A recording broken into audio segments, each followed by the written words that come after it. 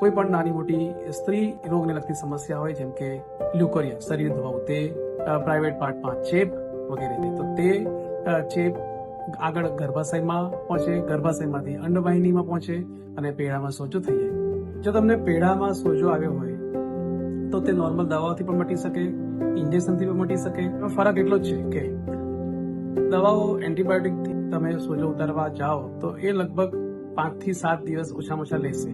ત્યાં સુધીમાં તમારી ફેલોપિયન ટ્યુબ એટલે કે અંડવાહિની, જે ખૂબ જ નાજુક અવયવ છે, તેને નુકસાન થઈ શકે છે. ઘણી વખત આ નુકસાન કાયમી પણ હોઈ શકે. અંડવાહિનીનો શું ફાળો છે? અંડવાહિનીમાં જ સ્ત્રીબીજ અને શુક્રાણુનું મિલન થઈને ગર્ભ બને છે, જે 2 થી 3 દિવસ બાદ ગર્ભાશયમાં પહોંચીને સ્થાપન પામે છે. તો જો આ અંડવાહિનીને નુકસાન થાય તો તમને વંધ્યત્વની તકલીફ થઈ શકે છે.